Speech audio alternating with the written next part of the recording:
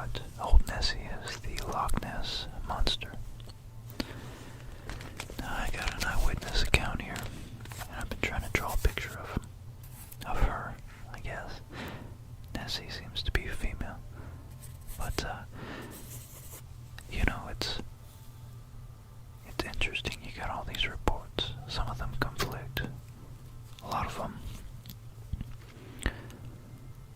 are anecdotal. Actually, all of them are anecdotal. It's eyewitness accounts. There have been a few photographs, but nothing verifiable. Nothing too credible to the scientific community. Old Nessie could be a dinosaur, extant from 65 million years ago, who wandered her way up into the Scottish Highlands. Now, if she was a dinosaur, that would mean that she would have had to have been stealthily navigating the Atlantic Ocean, perhaps, before the most recent ice age, when the sea levels were much, much higher. Navigating from 65 million years ago, or it's a very close-knit family that has somehow managed to reproduce for that length, that long span of time, without any extremely detrimental, evolutionarily detrimental maladies and mutations from inbreeding. Or it's a 65 million year old beast, and then somehow it worked its way through these caves up into the Scottish Highlands in this long, long lake they call Loch Ness. Anyways, thank you to Jared Lankenauer. I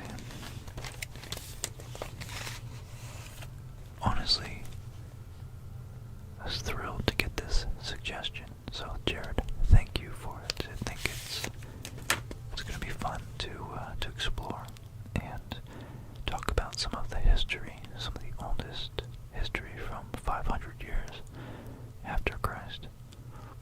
It's 1500 years ago, pretty much. So we're going to keep it quiet. We're going to just relax and learn.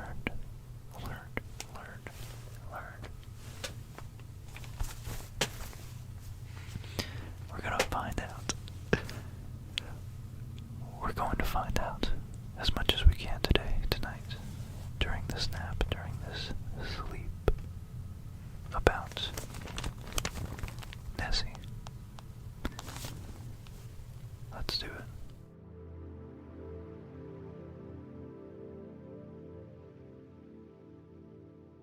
So here we come in, piece by piece. There's Scandinavia, here's Europe, here is Spain and Portugal, northern Mediterranean. We're going to go over here. If my computer doesn't freeze up. And there we go. And we're going to keep zooming in to the Scottish Highlands. So here's, if you see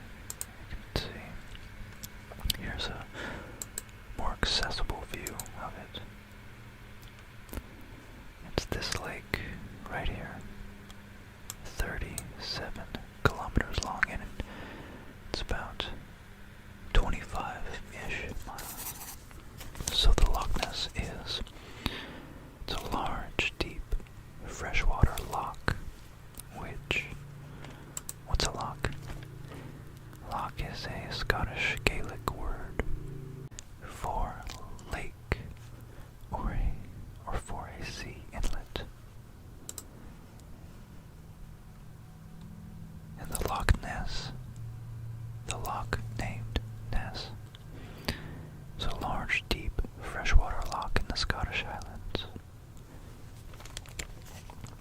extending from approximately about 23 miles, 37 kilometers southwest of Inverness that we just saw. Its surface is actually 15 meters, 16 meters, or 52 feet above the sea level. So,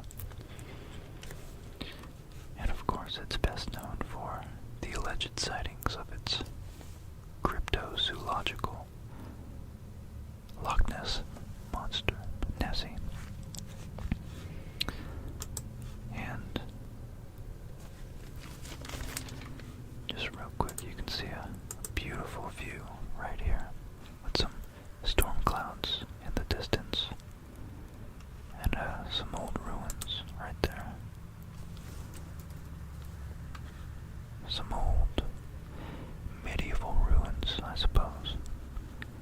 And it surrounded by sloping green, luscious green hills.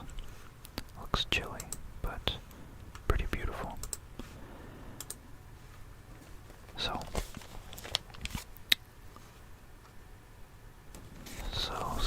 you wanted to know all about the Loch Ness Monster.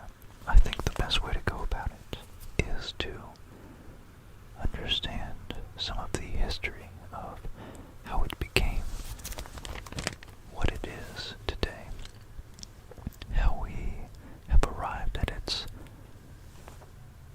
glorified status as the queen, the reigning, most popular, I would say, other than Bigfoot maybe, of all the cryptids being unverified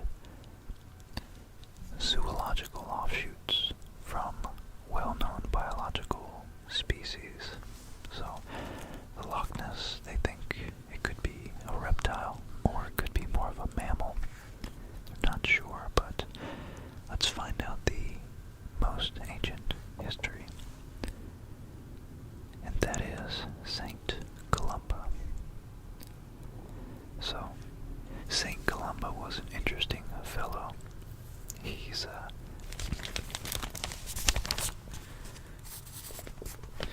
so the earliest report of a monster in the vicinity of Loch Ness appears in the life of Saint Columba.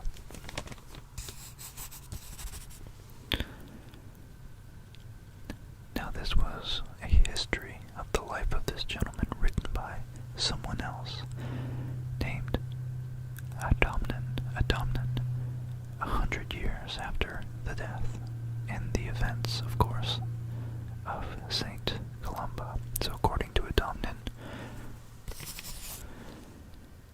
the Irish monk Saint Columba was staying in the land of Picts, Picts,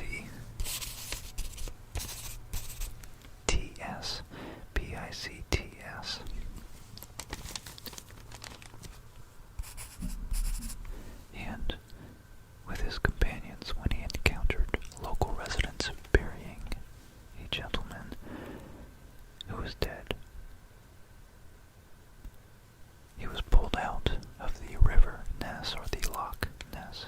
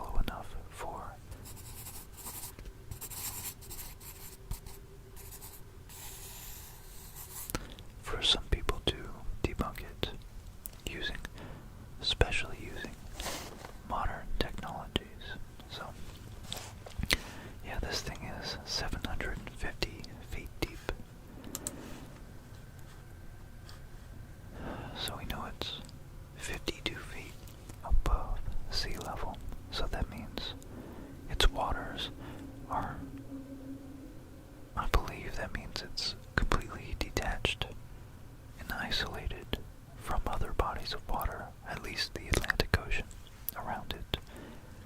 But it's huge. It's 25 miles long, 23. And sorry, you non-Americans and English folk, I just conceive numbers and measurements better in the imperial system, which is an extreme fault of mine. I recognize that. But, yeah, 755 feet deep at its deepest point. Of course, you know, it varies, of course, but that's 230 meters deep. So it's probably pitch black down there, and who knows, it's cold for a reptile. A reptile might be able to live. Who knows how long an animal can live for when its metabolism and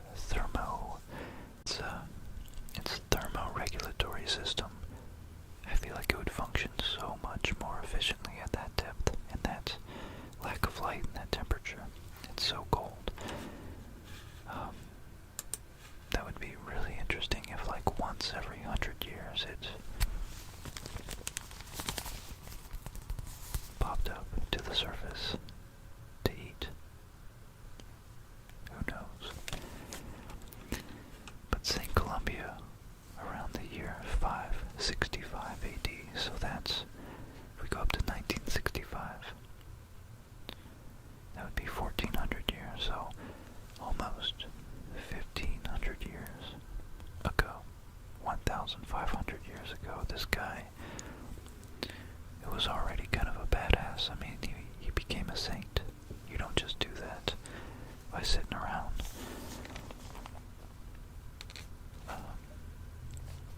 doing things that might make you blind all day.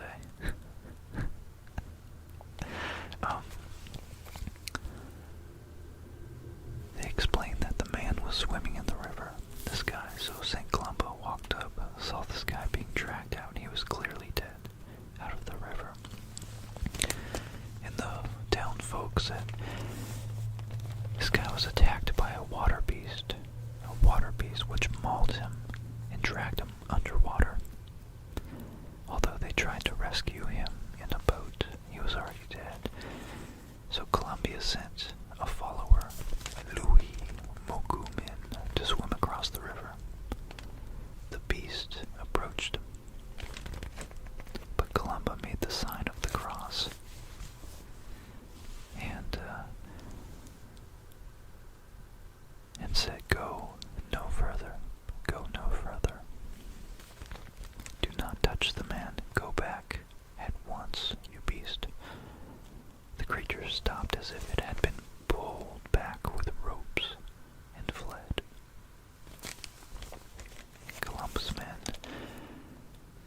his men, and the pigs, I guess that's the townsfolk name, gave thanks for what they perceived as a miracle.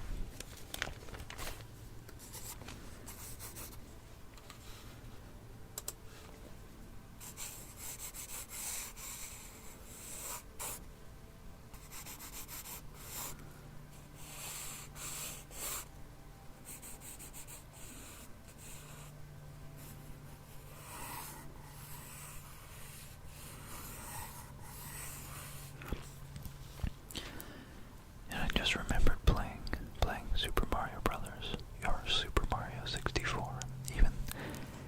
It even got included in that video game. So, yeah, it's a very, very disseminated myth, very widely known. So believers in the monster point to this story, set in the River Ness rather than the loch itself. Okay, so this, I guess the river is maybe a tributary from a mountain stream or something. I don't know where that river must come from, but they point to this incident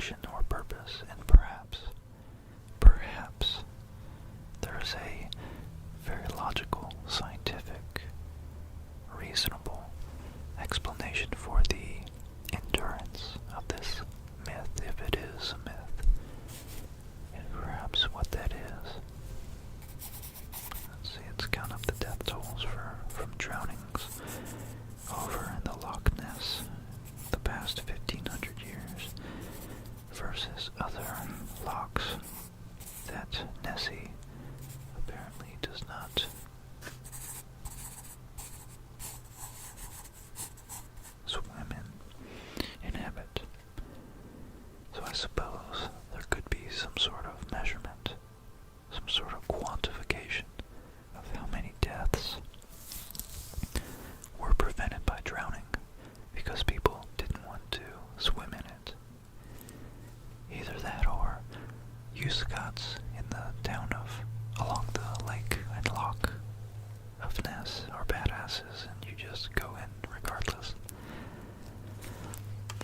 But nonetheless, an interesting thing about that is that for nearly 1,400 years at least, until 1933, there was no mention, absolutely no mention of the Loch Ness Monster, or any other large beast, for that matter, swimming in the loch.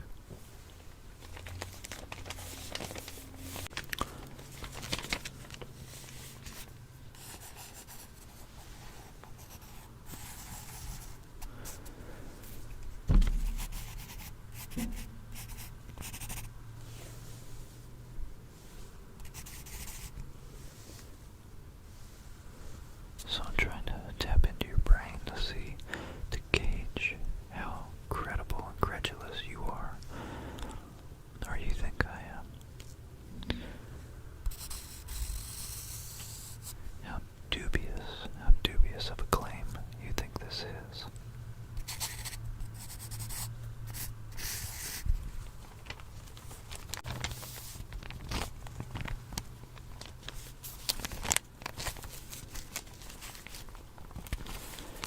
Okay, so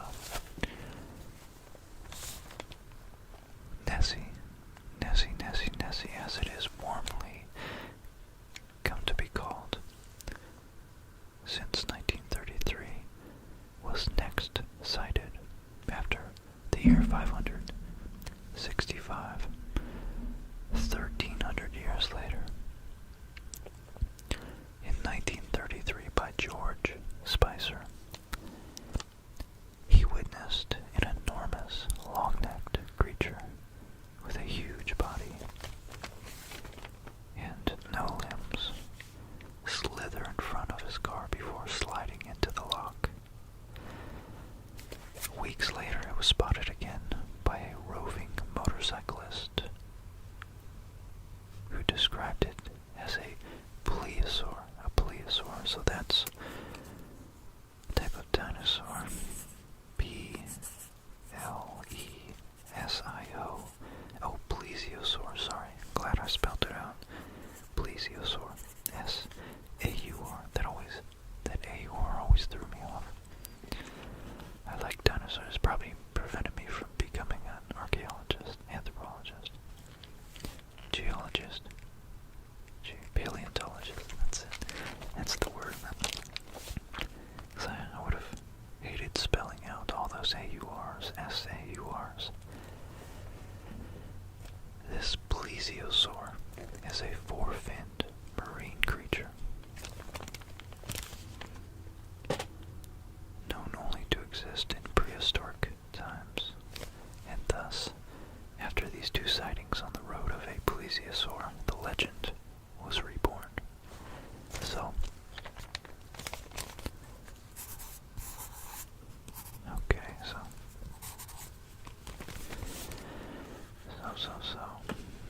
we had an ancient sighting which verifies can be a claim of its veracity, I suppose you could say.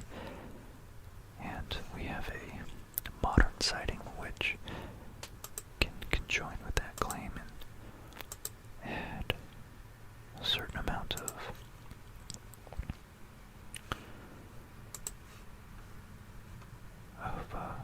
merit to the story.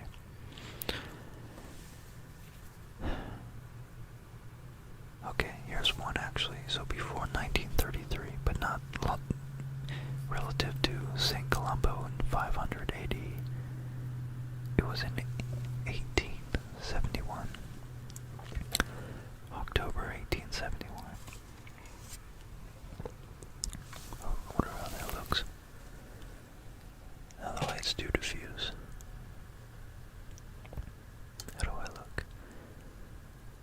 you guys are swimming in the loch.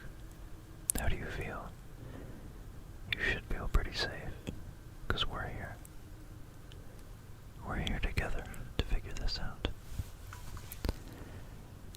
In October 1871,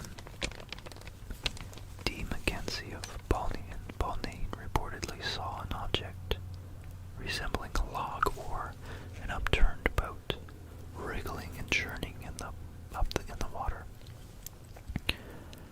The object first moved slowly, very slowly,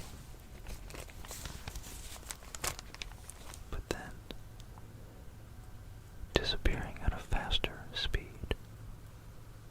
So Mackenzie sent his story in a letter to Rupert Gould in 1934, shortly after the interest in the monster increased. So of course, 62 years later, or 3, an anecdote is really quite hard to verify and even believe, really, because our memories do not preserve objective facts as well as we would hope, especially about something as interesting as this. So yeah, the first official sighting was in 1933. George Spicer, he and his wife saw an extraordinary form of an animal walk across the road in front of their car. As they described the creature having a body about 4 feet high and 25 feet long. So that's just like the biggest crocodile you could ever imagine. Literally on the scale of a dinosaur. So,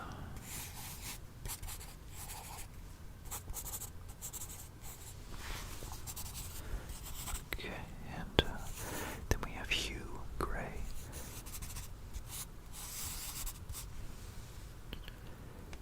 Hugh Gray, his photograph was taken near Foyers in 1933. It was slightly blurred, and it has been noted that if one looks closely, the head of a dog can be seen. So Gray had his Labrador for a walk that day, and it's suspected that the photograph depicts his dog.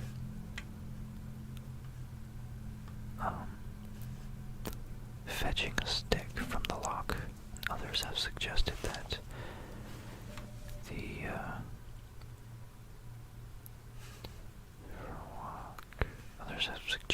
the photograph depicts an otter or a swan.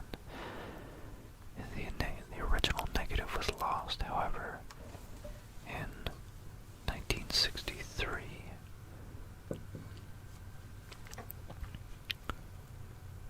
Okay. So in 1963, this image, Maurice Burton came into possession of the 2 lantern slides, contact positives from the original negative. I don't know what that means. Photographer talk there. But it was revealed after further inspection that it was in fact simply an otter rolling. It was an otter rolling at the surface of a log in characteristic fashion. So, next, we had the motorcyclist claiming that he saw not too long in 1934, I believe. He saw, as well as George Spicer, something very similar to what George and his wife had seen. And, wow, Grant, on his motorcycle, was actually in 1934 a veterinary student, so his anecdote would have been at least quite credible, especially seeing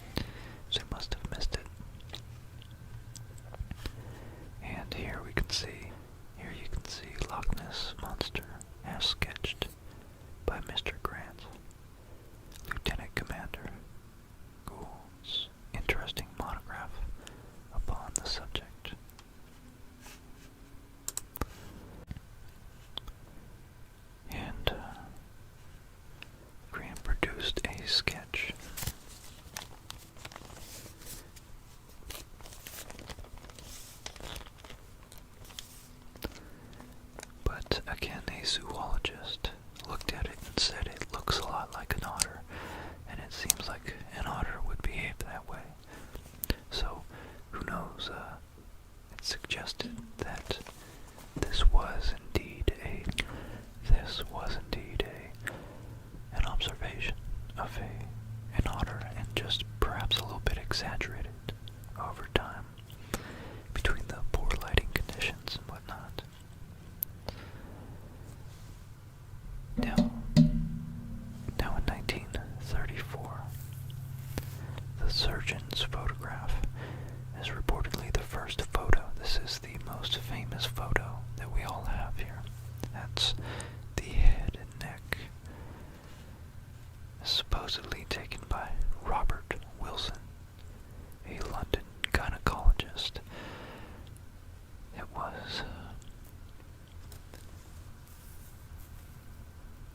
It's interesting that a gynecologist is visiting such a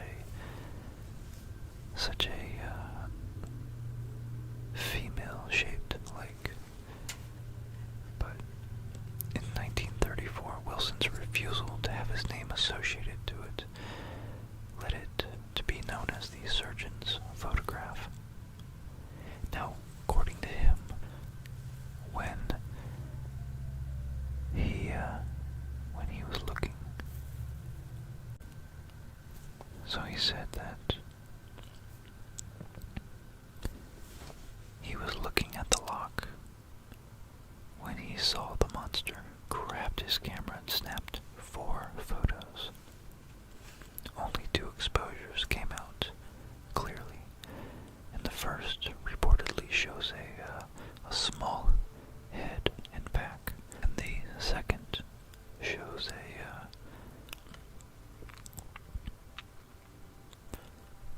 similar head in a diving position.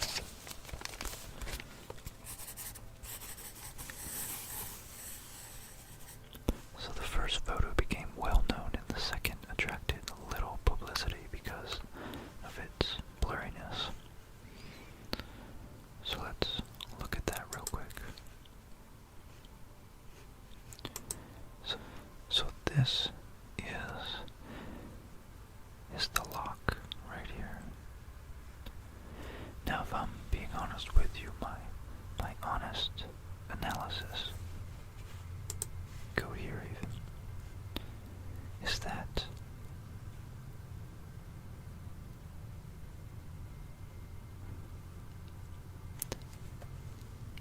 it seems very small in proportion to the ripples in the water next to it.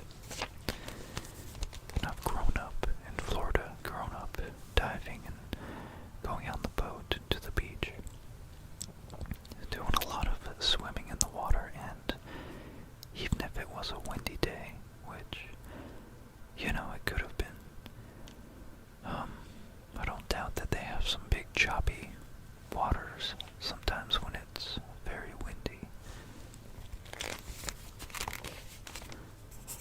I still can't imagine that beast is 25 feet long. That to me looks more like something that, if it is in the shape of a plesiosaur, it's probably only more like 12 feet or 15 feet, maybe at the most. So, honestly, it looks so small. It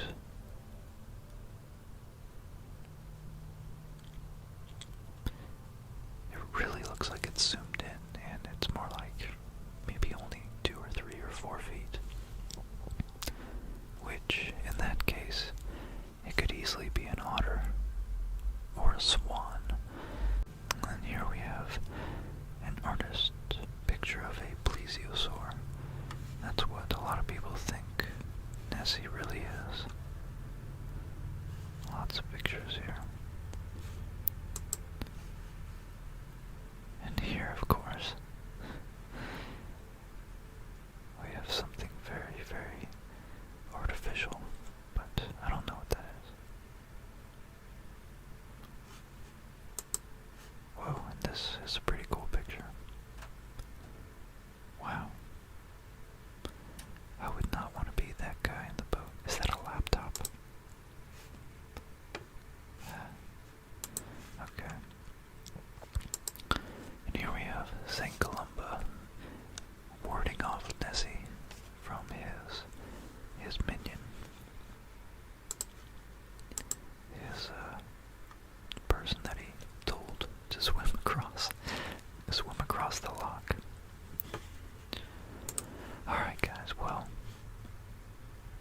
let's see. Let's round this story out. So we've had all these old anecdotes from the 1930s, and a lot of them continued up through, until modern times. But just like UFOs, you can never be too sure.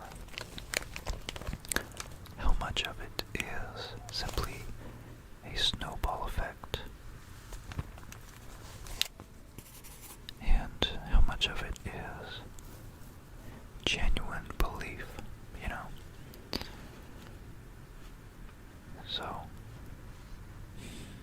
So after Daily Mail reported and printed this photograph in that front page I just showed you, for decades, this haunting picture was considered the most reliable proof of the monster's existence. And, but in 1994, the stepson, here's the kicker, of the photographer, admitted that the stepson of the photographer did admit that it had been an elaborate hoax.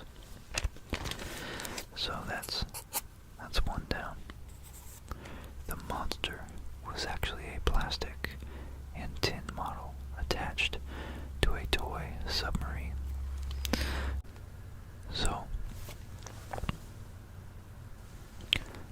I really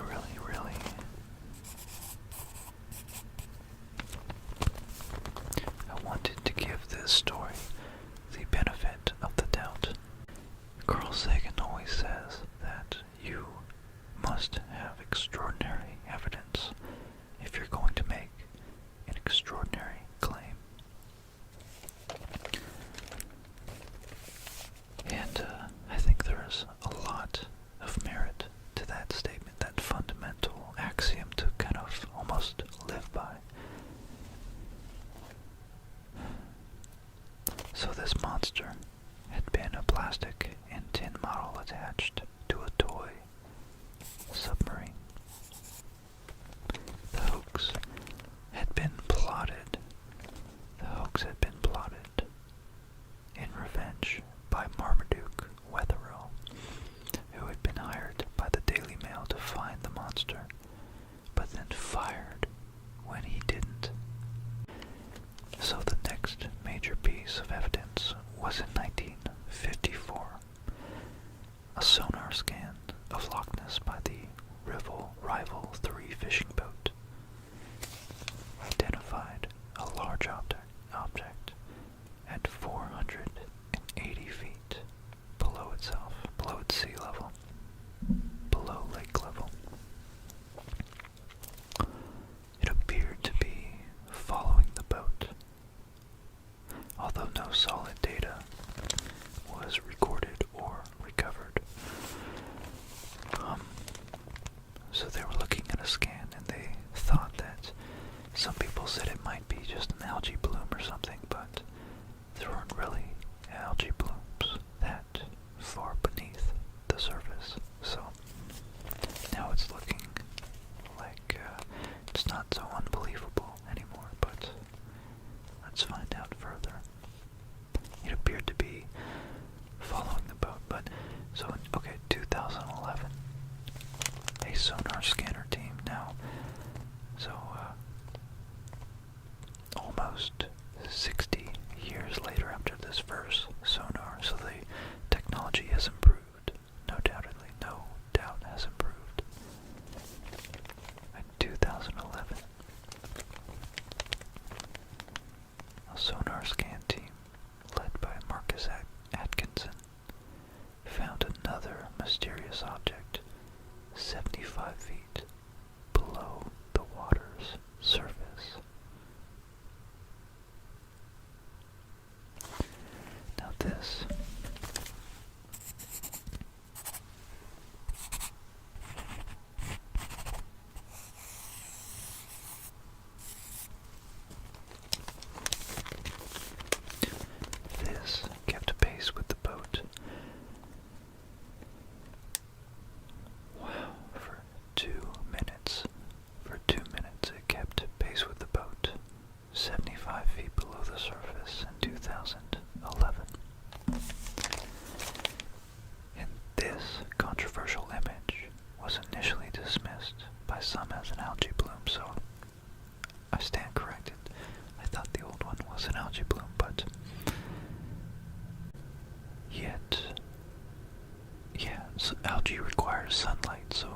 It's 75 feet below the water, which is much closer than 500 feet.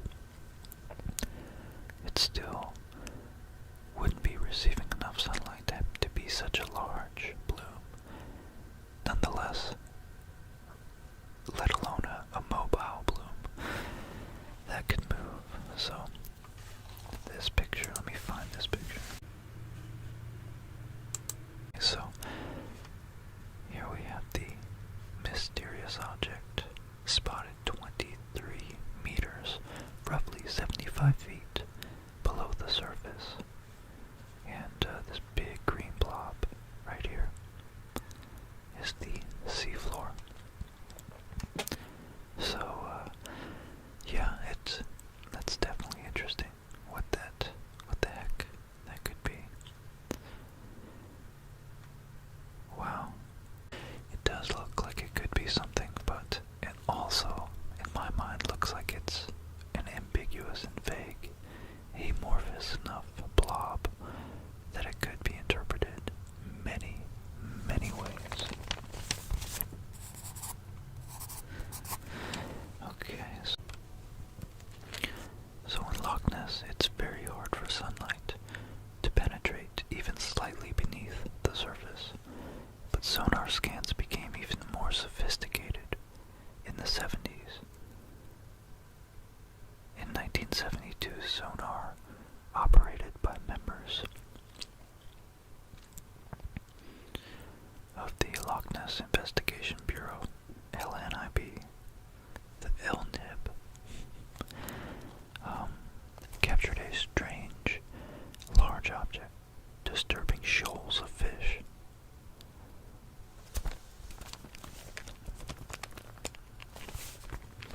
And, let's see.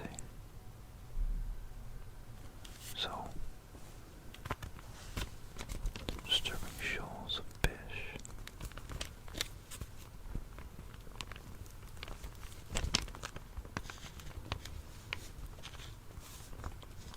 One camera image showed the flipper, hindquarter, and tail of a huge creature with rough green flesh. Experts estimated the flipper length between 6 and 8 feet long. The team captured a more detailed image of the creature in 1975, which was hotly debated in the UK's House of Parliament. Dr. George Zug, or Zug, Z-C-U-G, or Z-U-G, as you non-Americans would say it, a reptile curator at Washington's Smithsonian Institute, said, "I believe these data indicate the presence of large animals in Loch Ness,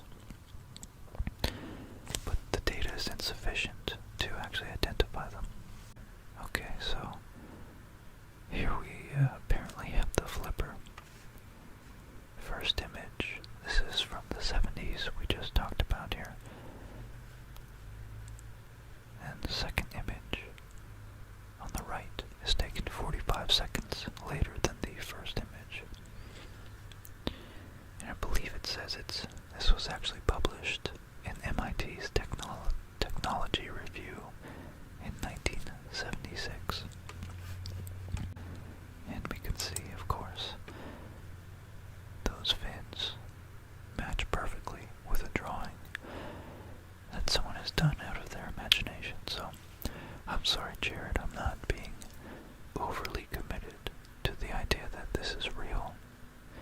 But I am not discounting I guess I'm discrediting the fact that it might be a plesiosaur, but I certainly won't dismiss the possibility that it's some other large reptile or even mammal, maybe some large species of otter, a prehistoric, like megafauna,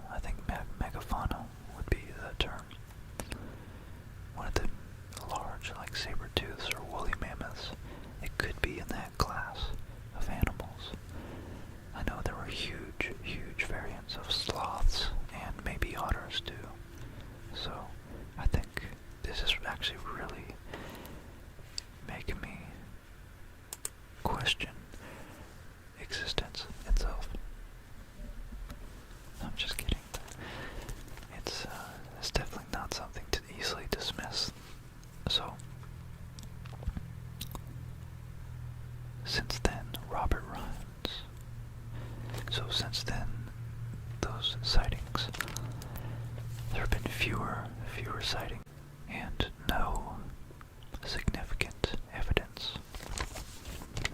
of the beast's existence. And Robert Rines suggests this is due to global warming. He's actually the former president of the Academy of Applied Sciences in Boston. And Boston is like an American hub of the intellectual elite. So he's definitely pretty credible. So before his death in 2009, Rines alleged that the monster was unable to adapt to changing environmental conditions and had probably died. He claimed to have identified 100 mysterious objects at the bottom of the lake that could feasibly be its corpse.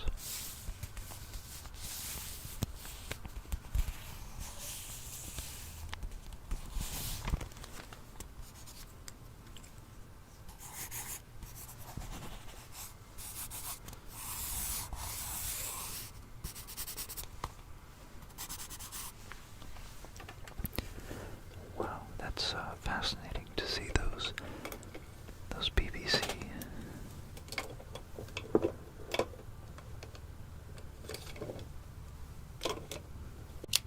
It's really fascinating when you see the whales, like Planet Earth or Blue Planet. They die, and whatever the sharks don't eat, those big, huge corpses just drift to the bottom of the ocean where there are many crabs and fish and I guess octopi. Lots of things that are scavenging these huge corpses.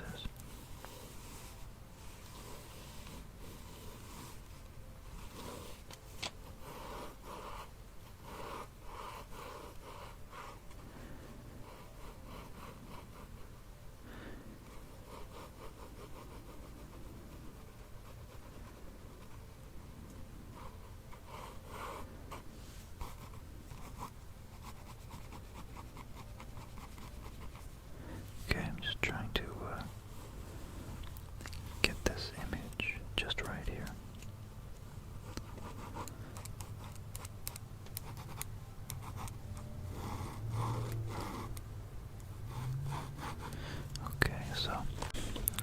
So that would be fascinating to see if they actually took a survey of the sea floor, the loch floor, to see if there are in fact any large bones. There are certain historical problems that make the monster's existence highly unlikely if the beast is a lone plesiosaur. So this is what I was getting to in the beginning. I just did that to pull you guys in. I wasn't going to mention it until 40 minutes later. I honestly didn't intend that. As I always never intend. Most of my videos I expect. I have such a poor understanding of what I can accomplish in a certain amount of time that I genuinely try to make most of my videos 20 to 30 minutes, and they end up being like an hour and a half, and I edit them down to like 45 minutes. So, yeah, this thing could have been 66. It would have had to live 66 million years longer than all the other dinosaurs. Now, there are sharks and crocodiles and gators, but nothing that large still exists, except for, again, some crocodiles get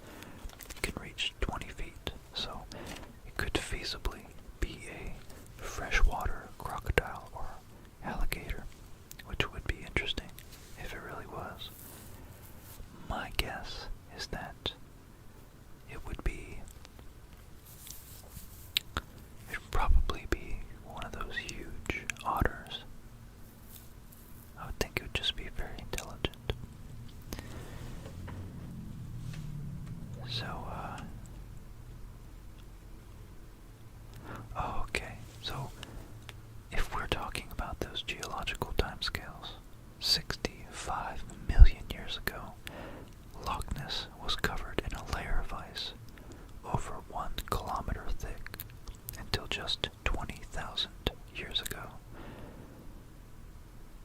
So there's only one possible explanation for how a plesiosaur would get there. Nessie would have had to lurk in the Atlantic Ocean for nearly 66 million years. Of course, not Nessie herself, but her descendants. Then the monsters would have had to navigate through a tiny, treacherous, and extremely shallow corridor of waters to make it into the loch. And in 2003, the BBC actually tested this theory.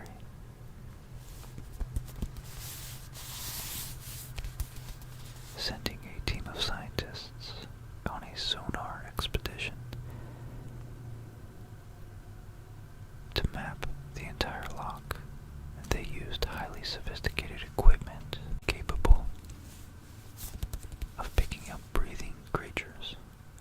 But after scanning the entire body of water, expedition member Ian Florence admitted that they had been unable to find any evidence of large, undocumented animals lurking within.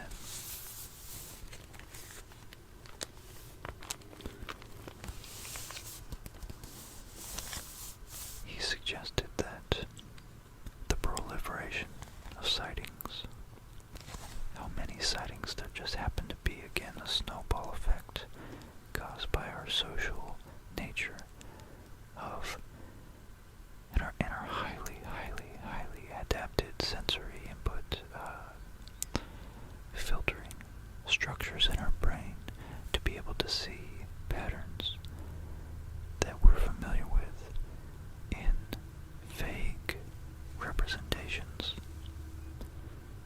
and essentially project things that we're thinking of onto unrelated patterns in nature. He suggested that the proliferation of all these sightings over the years was due to people seeing what they want to see. Simple as that. Indeed, to test this hypothesis, this is the interesting part here. The same scientists hid a fence in the loch, which they raised as tourist buses drove by. And when questioned later, the tourists, a significant number of these tourists, they indicated that they had seen a serpent-like monster. So this shows how perception can be distorted by, of course, what the tourist expected, or had not expected, but had, of course, hoped to maybe catch a glimpse of. And we immediately attach something we would find meaningful, because that would be an extremely rare instance if you had been the tourist in nearly 100 years. You had been that one tourist that would be able to have the luck and eyesight, skill to catch the Loch Ness Monster. So that means that there is social incentive, social status incentive for you to want to see a Loch Ness Monster instead of a fence. Although I don't know what they meant by fence, whether it was like a fence with a pattern on it. Maybe that's what it was. But this article doesn't mention that.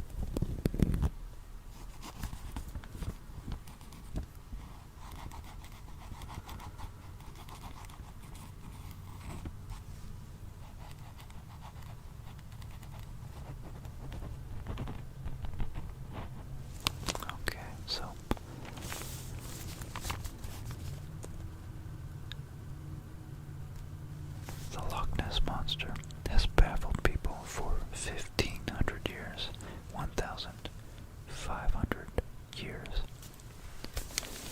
No tangible evidence yet exists that the creature has come to light. It's, at this point, the stuff of actual legends.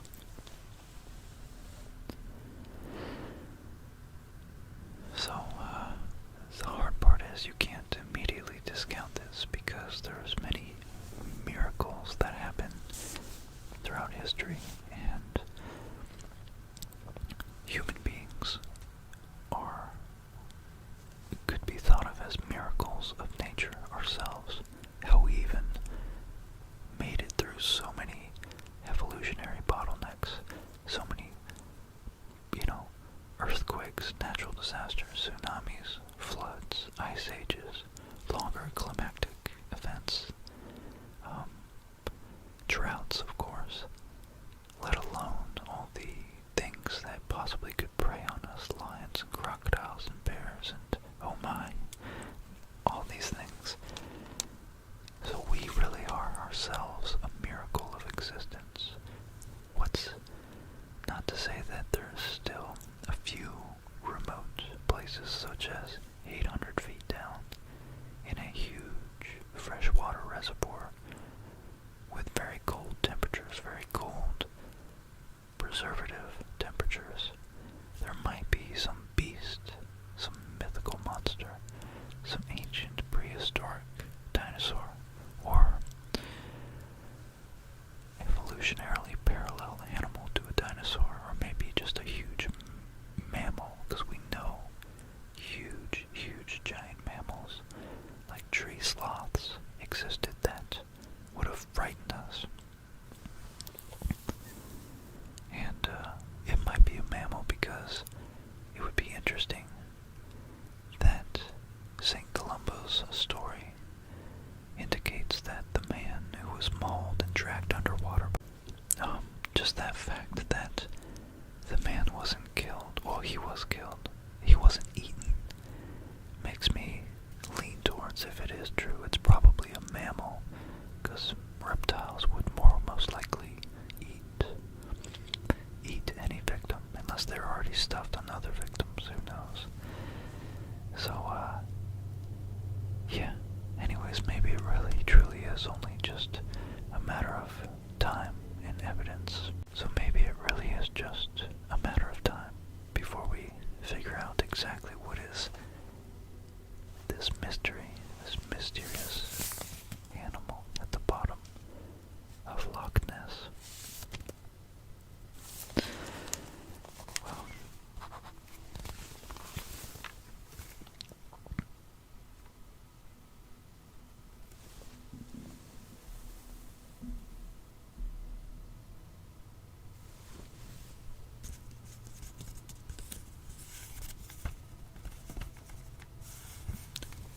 I hope you guys enjoyed this.